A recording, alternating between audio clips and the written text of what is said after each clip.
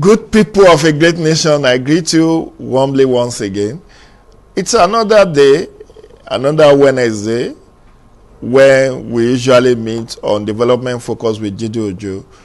And today, 24th of March, 2021, I have with me a distinguished guest, distinguished senator, a lawyer, a lawmaker, an administrator, everything rolled into one. Let me not keep you in suspense for too much. Warm welcome to distinguished Senator Ita Solomon Enang. You're welcome, sir. Thank you very much, and I welcome myself to ITV. It's a great pleasure and honor to have you join us on this edition of Development Focus with ITV, where we x-ray issues of national importance. Let's take us, why did you study law? Why law and not any other thing? Well, I needed to know all, and so with a lawyer is learned. So if you're a lawyer, you are learned even in engineering, in the art, in the sciences, in technology, even in the space arts, in the space science. So I needed to study law. And of course, I was so much interested in the in defense of human rights. I hated even in primary school when I see a teacher being hard on a pupil or a stronger pupil appearing to be oppressing a weaker one, even in primary school. So you developed that human rights defender from right when you were young. Okay, so you went to University of Calabar, you graduated.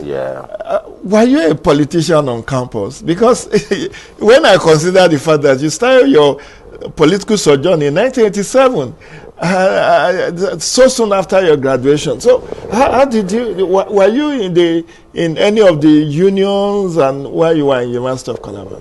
Well, I was the Deputy Secretary General of the Student Union Government of the University of Calabar. Which year was that? I think 83. Okay. And I was also concurrently the scribe of the Student Union Parliament. And on account of that, when there was riot and the facilities of the university, particularly that of the then Deputy Vice Chancellor, were destroyed, I was tried because I was asked to mention the students, and I said no. I take responsibility for them. On account of that, I was rusticated from the university. A big story, and by God's grace, the students stood by me. You know, four of us, the president, then the Secretary General, and the scribe and the Speaker of Parliament. Four of us were rusticated from the university. But student pressure. So when there was a change of administration, another Vice Chancellor came. I think we were readmitted, but I was banned from participating in any politics of the university. How long was your rustication? How long did it last? It didn't last so long, but I still treasure the memory. Interesting. So student unionism, you cut your teeth while on campus. So in 1987, you decided to go into politics, and you started off as a councillor. Yeah, I started. In fact, that was the first time I had to photocopy my NYSC discharge certificate and my degree. I had to go and file it with the then NEC, National Electoral Commission, they called it. And Professor Emekata was the state commissioner then. And I contested and won and became a councillor. How old were you then? I think I was just 23, 24. Yeah. Because, I mean, you were born 1962, so I was just wondering, and you won, and then I served the whole period. I served the period then. How long were you in the council? I think about 2 years. 2 years. Yes. So then from there you moved to, 1992 you moved to the House of Assembly. Akwa Ibom State House of Assembly. And from there to House of Reps, to Senate, and then so on. Wow. Wow. It's been a very, very interesting political sojourn for you. And yet you remain humble. That's one thing that struck me. On several occasions we've been on the same set at NTA and a couple of other news media. I think maybe once or twice on Radio Nigeria. And I just look at you. You are so no hair, no no here of importance. You are so humble.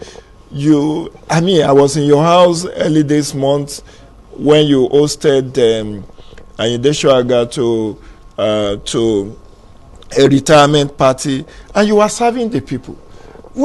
How did you come about? Somebody like you, with all that you have achieved, you are still so humble. What's the makeup? Man is nothing. You are just an assembly of flesh and blood. And if God has raised you to a higher position, it rather calls for humility. It makes you not the master. It makes you the servant. And when you want to know whether you should be humble, go back to your village. Go and see those that you sat on the same bench with. See where they are, how they are. And so if God has raised you higher or placed you a little bit better, you should be humble, grateful to God. And the greatest way to show it is to be humble. Of course, your life should also be an example, a model to younger persons that nobody is anything. If you want to know whether there is anybody, I have always said that the greatest excellency, the governor that is the best, you find him in the cemetery. You said so on March 2nd. So it doesn't, you are not, no man is anything. You should rather be humble, because even after office, you'll still walk and see the same people on the street. So man is nothing. The more God raises you, the more humble you should be. I have always said, look, I should be more humble to the people whom I serve, because they are my masters. The public, I am paid from the public purse. I am Senior Special Assistant to the President now on Niger Delta Affairs. I am not Senator Enang, who is simply in his own private practice, although my practice is running. Now, if I am paid from the public purse, then I am a servant of the public. Then the people who pay me are the ordinary person on the street. I drove and came up on the Mpape Hills to get to this station. I saw the people on the motorcycle. I saw them standing on the road. I saw them trekking. I saw them selling bread. I saw them hawking. Those are my masters. They are not my servants, because it is the tax they pay that is used to pay me. So I should be humble, and I should respect them, because they are my employers. I am their employee. Distinguished, we will talk about your position in the executive arm, but let's start from the legislative arm, where you cut your teeth. You were a councillor. You moved to House of Assembly. You were 3 times member of House of Reps. I won election 4 times. Wow. That is the 1998 Abacha died and they cancelled it. Okay. 99 I won. 2003 I won. 2011 I won. And 2011 2011 I won to the Senate. Yeah. Yes. So now you are deemed to be the master of business and rules in the parliament. How did you come about that? Is it that you are somebody just unpick you and say you are going to be chairing business and rules? How did that come about? Well, I am a lawyer, and at the beginning, I was also chairman of Rules and Business in the State House of Assembly. Incidentally? Yes, incidentally. Way back 1992? Yes. Wow. And what I did was, as a lawyer, it really fitted what I needed to do. And I am an advocate, and advocate in court, and I liked planning the legislative business. And Rules and Business is about law. Law and law. So for every law that comes to the floor of the Senate or the House, I have read it twice, at the inception, at the passage, and when I was advisor to the President and Nigeria on National Assembly, I proofread even before, after submitting.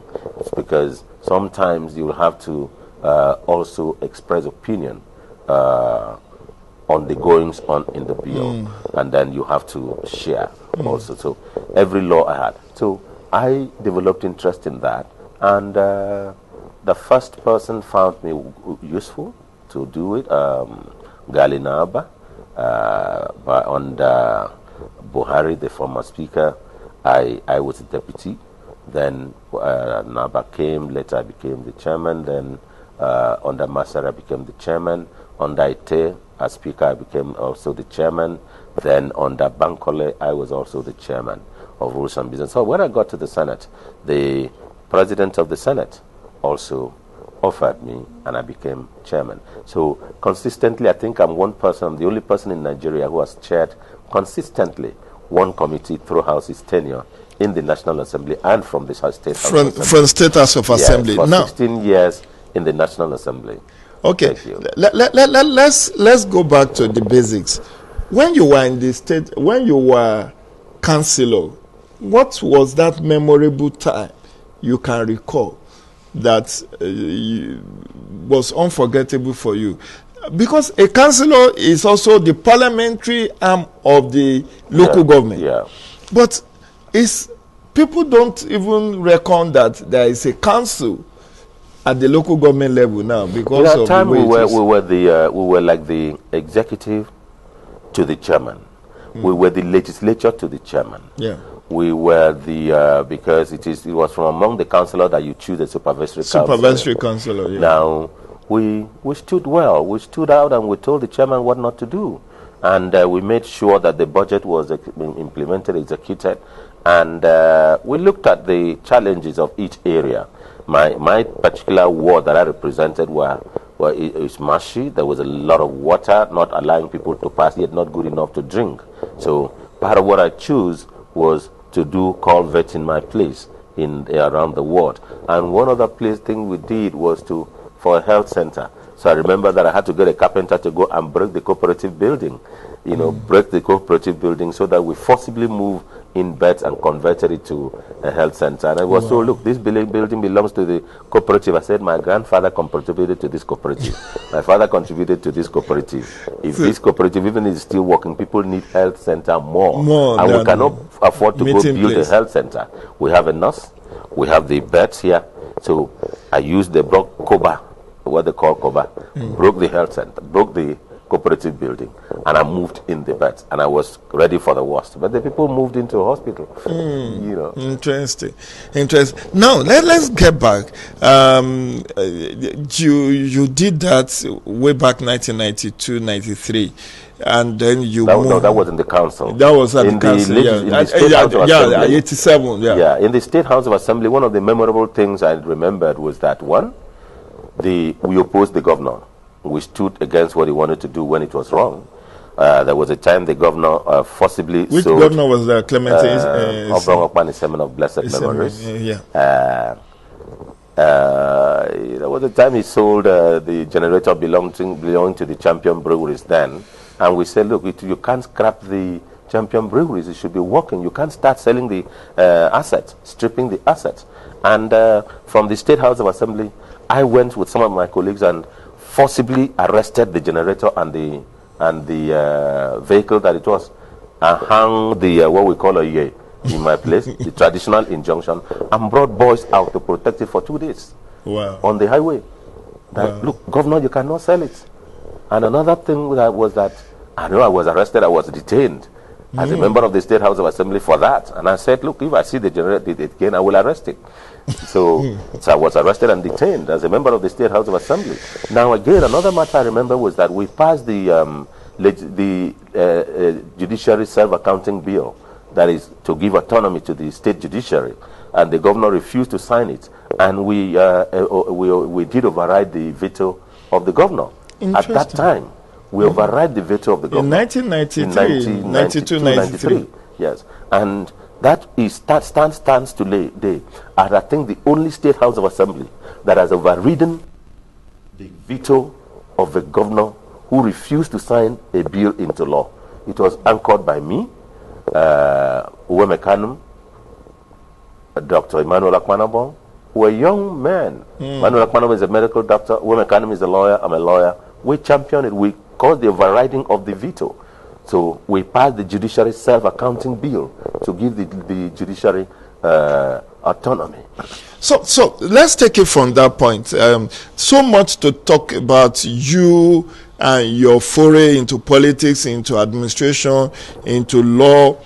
But the same self-accounting bill has been passed by National Assembly for state judiciary and state legislature, but it has not been implemented since 2018. When you issued that press release in 2018 when the president signed. You were then the senior special assistant to the president on Senate. I recall reading on the news when the president signed Not Too Young to Run, and then 4 other bills, and you explained the parameters of that. And one of those bills that the president signed about June 2018 was the self-accounting bill, financial autonomy bill for state judiciary and state House of Assembly. Now, as at yesterday or 2 days ago, you had PASAN, Parliamentary Staff Association of Nigeria, going on nationwide strike because in the last 2-3 years, there is no implementation of that law. I want to say that this is a very unfortunate thing, and this is one thing that I think that this country will have to stand up. We have to stand up against the powers of the governors, because you see a governor saying, my government, my government. A governor has no government. A governor is the head of the executive arm of government. What makes the government is the executive as the governor at the head, the legislature with the chief judge as the head, that is the judiciary with the chief judge as the head and the heads of all the courts, and then the legislature with the speaker as the head and the clerk as the chief administrative accounting officer.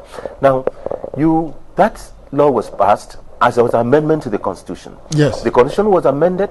Before it was amended, it passed through all the states' houses of assembly. About 28, 29 of them agreed to it. The rest, not that they did not agree to it, they did not make a return on it. And after that, the National Assembly took account and passed it. After these houses of assembly have gone, and the governors were there, the governors agreed to it. Now, what the president did then, because they said there is no modality for implementation. The president now set up a Presidential Implementation Committee on the autonomy of state legislatures and state judiciary, with the Attorney General as the chairman, and I am the secretary of the Implementation Committee. What we've done in the Implementation Committee is we worked with all the parties. The Implementation Committee was made up of the Attorney General as chairman, me, the secretary, the Solicitor General is a member, the Accountant General of the Federation, the President of the Nigerian Bar Association, the representative of the governors, who is the Director General of the Governors Forum, Okaro, the representative of the bodies of Commissioners for Finance, the speakers of the state legislature, represented by the chairman and deputy chairman of the Conference of Speakers. Now, again, you have the body of chief judges, who was represented by the late chief judge of Kogi State, Judge Zajana of blessed memory, and Justice Ketaberi of Bayelsa State. Now, Justice Ketaberi still stays on the committee. Now, we've tried everything to get implemented. The governors resisted.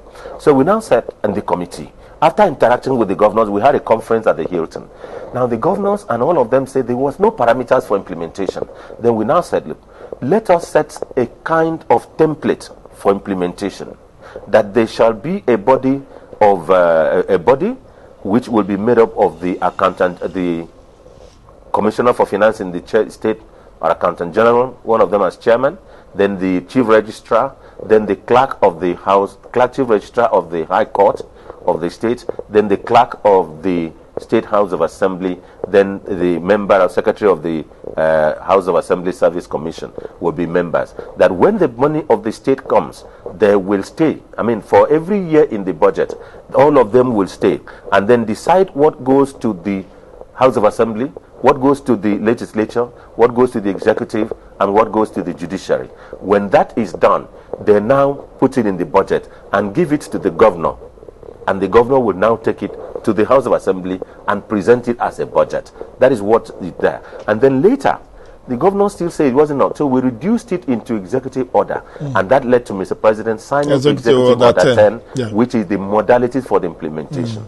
Now, even after signing the executive order 10, the governors have still failed, refused, and neglected to implement. And so what do you think can be done now at this stage? What can be done is the order of mandamus? What can be done is only one thing. The governors still need to implement, because with or without the executive order, the amendment to the constitution is self-effacing, is self-executing. Yeah. When it is amended, you sought to protect and defend the constitution, and the governors, the legislature is not an appendage of the executive. The judiciary is not an appendage of the executive. You are the governor. You are sworn in by the chief judge of the state. The constitution also makes a counter provision that you shall nominate the chief judge, and you swear in the chief judge. The governor constitution also provides that you shall issue a proclamation to inaugurate for the inauguration of the legislature. Now, that gives each arm of government a corresponding reciprocal responsibility towards the other. So he didn't make the governor the prefect. He didn't make the governor the principal. He didn't make the governor the headmaster. He didn't make the governor the sole administrator. He made the governor the overall head as a government, but with an arm of government which is independent as legislature, an arm of government this. So, well, I have heard that I'm aware that the Parliamentary Staff Association has commenced their strike. I'm fully aware.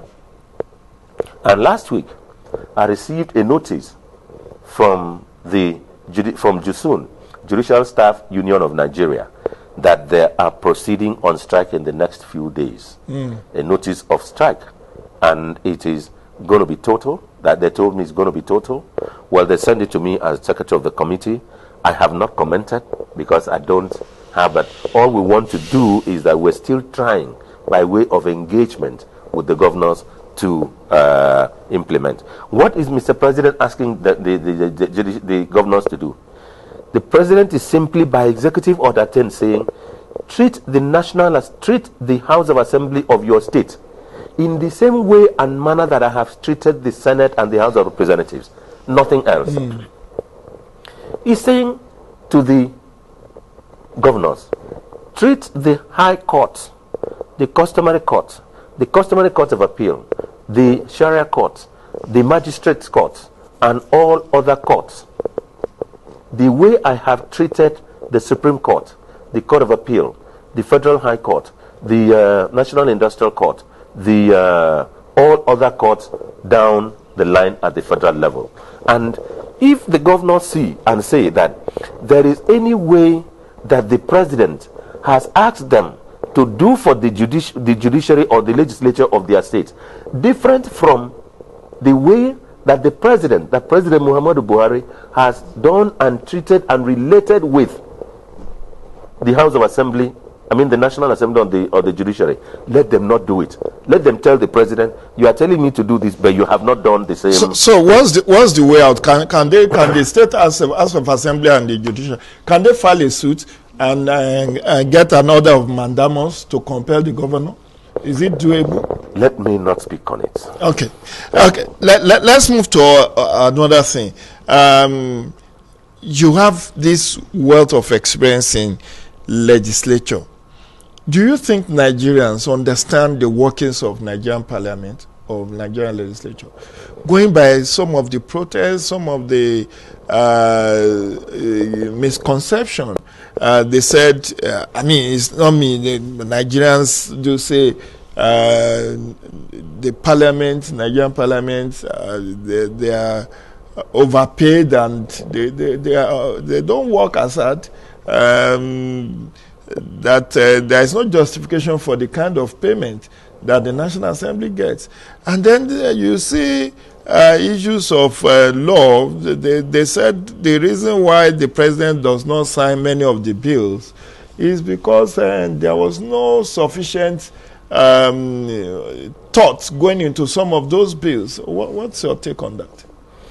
Well, I think Nigerians have appreciated the legislature for 22 years now. But that is not to say that having been appreciated them for 22 years, they will still not have complaints about it. Because most of the time, when we were in the National Assembly from 1999 to 2016, some of the children who are now graduate and have graduated were not born, you know, and most of them did not hear of the complaints about constituency allowance, furnishing allowance, and so on, which was the beginning of the public outcry against the legislature, which was misunderstood, and it was sponsored. Now, it was sponsored by who? Was sponsored by the executive. I'm not gonna lie. It was sponsored by the executive. It was sponsored by the executive. I'm not gonna lie. Okay. Yes, I was there. I was involved in the defense. You know, now, and it was also sponsored by a group of people who also saw that there was who did not want the legislature to survive. You know, a group of people who were benefiting from the military. People have started calling even when we have not opened the floor. Okay, We'll soon open the floor. I'll soon round up. So let the public appreciate the legislature. Let them listen. When the president does not sign a bill, there is good cause. Either the bill is against, there is a provision in an existing law against the that law, or the provision of the bill is unconstitutional, or it is a matter that is not within the legislative competence of the National Assembly, or there is a kind of duplicity, or there is a question of public policy which were not completely thought through, or there may not have been complete consultation during the public hearing, or there may not have been public hearing in which the executive had or other persons that had the opportunity of making input, you know. So, and of course, when the president assents to, when a bill is given to the president will also have to do in-house consultation with these different teams. If it's a matter affecting the judiciary, he will send to the judiciary for comment.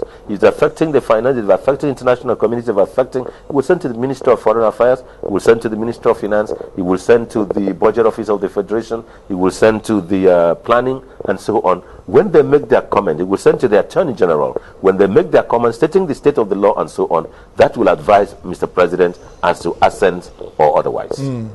So the people do not quite understand the entire government. But in terms of the legislature and the executive relationship, maybe let's start from local government, then state, and then federal. What would be your opinion on the relationship between the two arms? Because that's actually the crux of our discussion today. Okay, that is the relationship between them. The two arm of government, the executive arm, the legislature, the legislative arm of government. How, in your own opinion, at the subnational level and at the national level, what kind of comparison? The relationship is perfect and very excellent at the national level between the National Assembly and the executive, the presidency. You mean now, or even it has always been? Even when it wasn't. You know, I managed the relationship between the executive and the legislature at the toughest time in this country. It was the toughest that has ever been from 1999. When was that? I say 1999, from 2015 to 2019. Okay, when you were the presidential senior special assistant to the president on Senate, National Assembly. Yeah, it was the toughest situation. Why? Why did you say that? It was a situation where first the leadership emerged against the calculation of the leadership of the National Assembly, led by Senator Saraki, the former president of the Senate Emeritus, emerged from the floor against the calculation of the executive, and it wasn't the candidates, as it were, of a great number of people. They had another person in mind, and there was this question of where are we going to meet?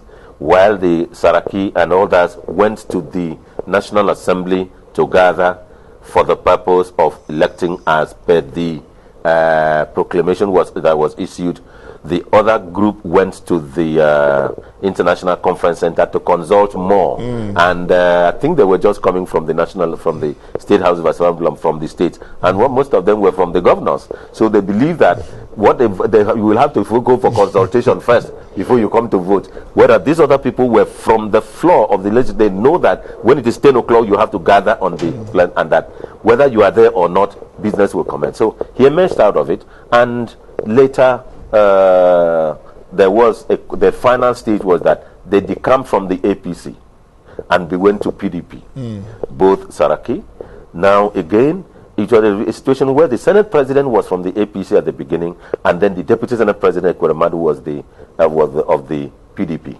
So you had to do, my job had to do that of maintaining a delicate balancing between both of them, weighing an egg, not allowing it to roll, preventing it from falling, and yet preventing the kite from taking the egg. You know, preventing the kite or the snake from taking it, and all kinds of calculation.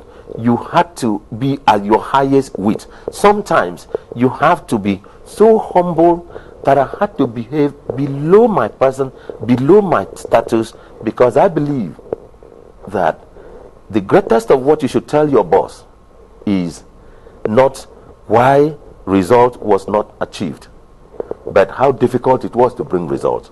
I was able to bring results. It doesn't matter how humiliated I was. It doesn't matter how low things I had to do, but it had to be legal. Distinguished, sorry. Can I ask you this? And you are free not to comment if you don't want to. Will you consider it a wrong accusation when people said you substituted the budget at some point in time? There was a issue of missing budget. Yeah. They said I stole the budget. Some said I replaced the budget. Some said I substituted the budget. Yes. Now, what was the true situation at that time? How can somebody steal the budget? In fact, on a lighter note, the government of my state then, led by Udom Emmanuel, His Excellency Governor Udom Emmanuel, issued a statement. I think it was signed by Umana. Umana, he was then the Commissioner for Information. He's now a member of the House of Representatives, apologizing to the federal government that they sent somebody who came to steal the budget. Imagine. A state government. Now, a budget cannot be stolen. What happened was that the Minister of Budget, His Excellency Mr. President, laid a budget before the National Assembly. Now, the Minister of Budget and National Planning, Senator Udoma, the minister then as he then was, now brought all the copies of the budget 360 to my office. Now, it was a mischief by the Senate, because it was a mischief by some persons. Now, and how was it resolved? Now, 2 copies of the budget was laid in the same box, and the then clerk of the House of Representatives was Omolori. And he's retired now. He retired now. Then he later became the clerk of the Senate and then clerk of the National Assembly. I think what they did was, it was the same version that was given to the House, was the same version that was given to the Senate. So how could the version that was given to the Senate be different? Dogara said, and the clerk then said, this is I think it was the Molari or the CNA. It was the same version that was given, only that more copies were brought. But you know, it was part of the politics of the time, because you can't steal a budget, you can't substitute a budget, you know, it's not possible. But then, as a lamb, you dared not speak. I dared not speak loud. I was even taken and tried before the Ethics and Privilege Committee. And I said, look, as a lawyer, I know that I am not subject to Ethics and Privileges Committee. As advisor to the President, as a senior special assistant to the President, not being a member, you can't try me in Ethics and Privileges Committee, because it is ethics and privilege of the members. They said they passed it, they went to the floor and all that. But all that is history. We've been able to overcome it. But what was important to me was I able to maintain a relationship, survive on the job through the end, to the end, and succeeded myself in working with the Ninth Senate, clearing all the ministers, screening and clearing all the ministers today, who are today serving, before I got redeployed to Niger Delta Affairs as a senior special assistant. So it was a good one. I think it would be a good time to tell history. Yeah, it's good. You wrote this country your memoir, and I think as you approach 60 next year, you should write a memoir. After next year. Yeah, by next year, August after next year. After next year. Yeah. So we look forward to your memoir, because you pack a lot of institutional memory. So was there a total agenda in 2006, 2007? Total agenda for who? President Obasanjo. Yes, there was a 2006. Okay, 2016. Yeah. Was Obasanjo trying to succeed himself? That's what I want to say, that there was an attempt to amend the constitution, and the attempt to amend the constitution failed. That's all I would say.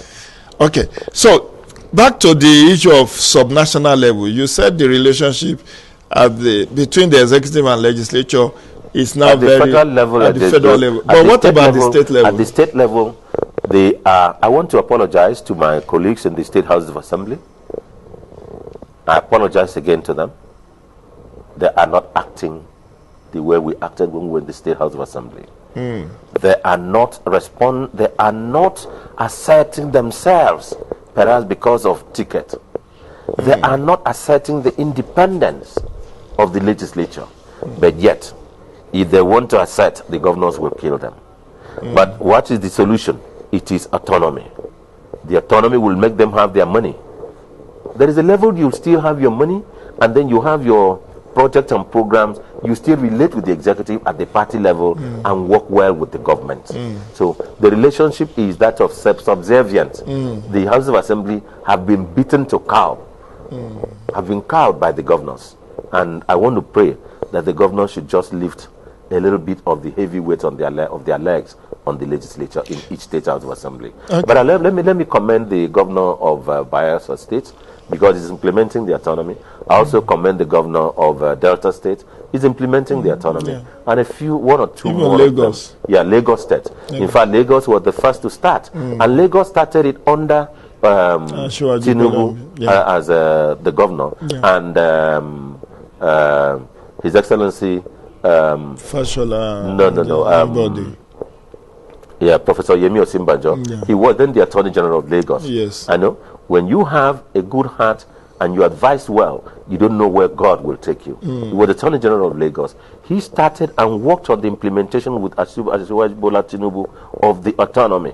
It may be in a different style, but it is fully autonomous. You could see Lagos State House of Assembly could stand up to the governor and say, look, this is not there. And when they know that, the governor they consult them in advance. So you don't now see any issue where they have agreement at the public glare, because they have discussed in domestic level. So those houses of assembly have done it. And then let me commend Asiwaju Bola Tinubu as because he started that autonomy with the governor, with the present vice president, who was then the Attorney General of Lagos State. Now, let's look at your role as senior special assistant to the president on Niger Delta. What were your what are the scope of work that you do before we go into some of your recent activity? Part of what we do is so much maintaining a good relationship between the operators, the economy, and the communities. And again, looking at the environment, again, looking at the communities, again, looking at part of what I'm doing, working on the oil alternative economy, what will sustain the Niger Delta after and beyond oil. So we work more on agriculture, we work more on the fishery program, we work more on the exploring the blue economy, fishing. We're working with some companies and some organizations which will be building seagoing vessels, perhaps, with a solar paneled processing or power plant, so you don't need to use diesel in powering the So we're working on that. We're also trying to train the youth on going on fishing. Then we're also working on, I'm sure you may have listened and followed the summit we had on artisanal and modular refineries, which we are working on getting integrated and brought on board all the illegal refineries in the Niger Delta, so that we clean up the operations, bring them into parks and cooperatives, make it possible for the NNPC to legally give them crude oil, make sure that they now refine for the country so that we can serve the Naira from the depreciation against the dollar, because it is still the dollar that is used in importing the refined petroleum product. And if we didn't have that pressure, the dollar wouldn't appreciate so much against the dollar, so that we now have almost 490 something Naira to a dollar today. So now you had this conference last week, a very elaborate one. It was declared open by the Vice President. So you talk how much this issue of modular refineries, artisanal incorporation of artisanal refiners into cooperative has been on since 2016. Now this is 2021. What's the next step? The next step, I think this is when we are beginning to have hands on. The next step is going to be that we're trying to work on kind of model of financing them. We've been able to assemble National Agency for Science and Engineering Infrastructure. We've assembled staffers of the Federal University of Petroleum, Forum in Delta State. We've assembled again the staffers of Petroleum Training Institute, who fabricate these these refinery, these modules for them, and then just to improve their technology. We'll be able to engage scientists, technologists, and experts on how to construct and install the catalytic cracking processes into so that it will be easier and possible for them to produce petrol, diesel, petrol, and all that. So this is the next phase, which we are now going on. Okay, so what's the timeline? I think we are working on that. We can't say precisely, but we've given ourselves timeline on each of the activities. Okay. What's your estimation in terms of employment generation this will come? I think it's going to be in millions, because it's going to be a long value chain. Those who take the crude, those who pipe the crude, those who refine, those who sell, those who are the technologists, those who provide the chemicals. Sorry to let me pause you. Now you can join us. Hello, who is on the line? Tell us your name and where you're calling from. Hello. Hello. Good morning. Hello. Good morning. Yeah.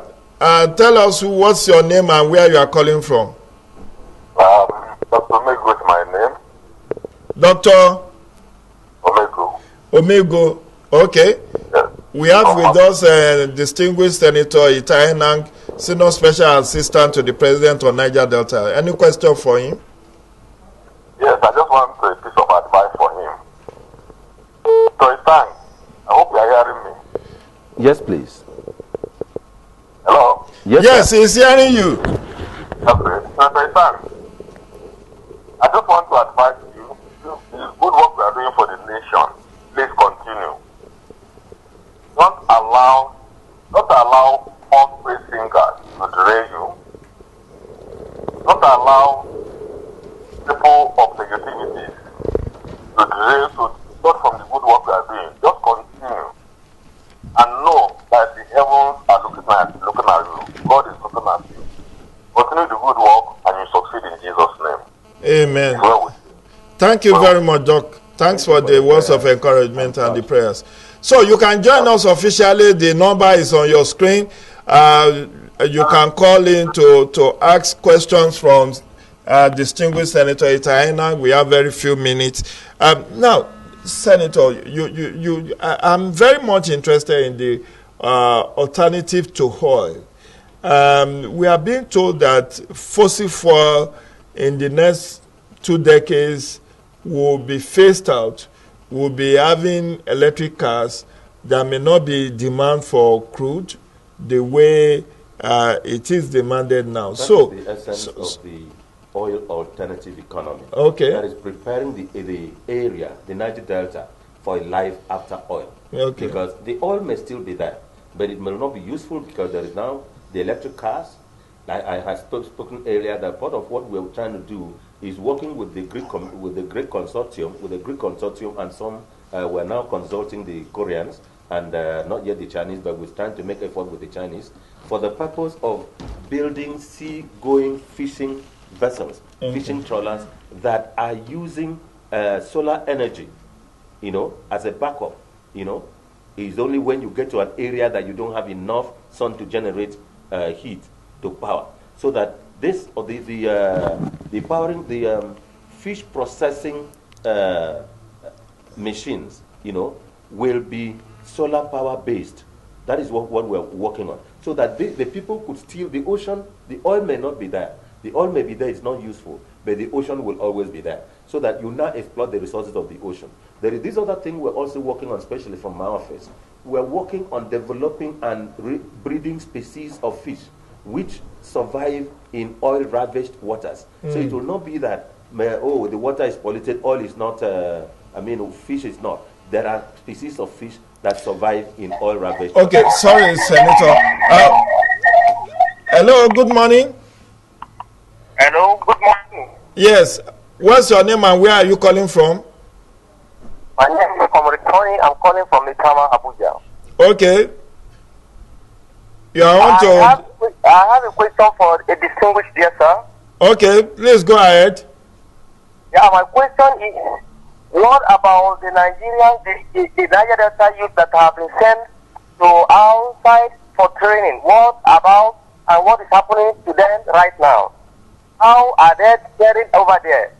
So I want him to throw more light on the issue of the Niger Delta youth that have been sent abroad, internationally and nationally for based on scholarship or training. So I want him to throw more light on it, please. Oh, okay. I don't know whether you want to speak on that. Yeah. Those Most NDDC... yes. There was some issues in the NDDC, yes, but it has been resolved. Their school fees and their upkeep has been paid. Those who've trained and come back, I know that most of them are involved because they have acquired so much ideas. Most of them are the people involved in the what they call illegal refineries. We are trying to mainstream them. They are also engaged in other things by the Presidential Amnesty Office. Hello? Hello? Hello? Okay, you can call us back. We have a couple of minutes left before we exit this program. Hello? Okay, we can only take one more call and that's it. The number to call is on the screen. Okay. Hello? Hello? Yeah, good morning. Give us your name and where you are calling from. Emmanuel what? Hello? This is Emmanuel Edo calling from Garaki. Okay, Emmanuel Edo calling from Gariki. What's your question or comment? This is Emmanuel Edo calling from Garaki. Yes, Emmanuel, go ahead. I just want to appreciate the special assistant Niger Delta Affairs. Are you with me? Yes, we are with you. We are with you. I like his rising from senator, from council, from councilor to his political career. I really appreciate it. Thank you very much. We thank you. Thank you very much for the appreciation. Sorry, that's the last call we can take. Distinguished Senator, your final word. Your parting shot. Nigerians have faith in the President, in His Excellency President Muhammadu Buhari. We are doing the best to serve the country, and the people of the Niger Delta keep faith in the leadership of President Muhammadu Buhari. He's doing well to serve the Niger Delta. And I want to say that the Niger Delta will appreciate that President Muhammadu Buhari does not do anything in accordance with the political party. According to the political party. He believes and has acted that politics is over, it is now governance. And so he treats every part of this country equally and has given the Niger Delta their due.